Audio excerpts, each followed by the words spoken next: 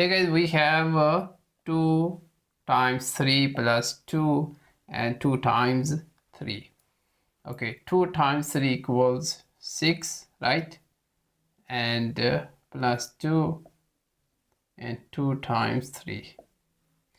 Now 6 plus 2 equals 8, right? And 2 times 3. Now 8 and 2 times 3 equals 6.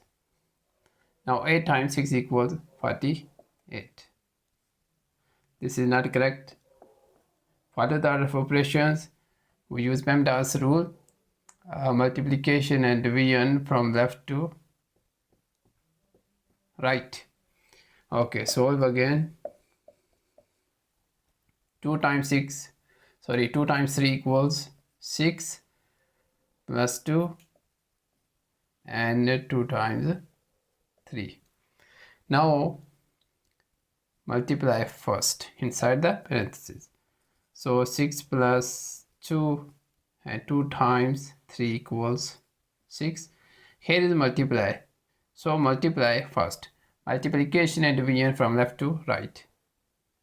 6 plus 2 times 6 equals 12, and 6 plus 12 equals 18.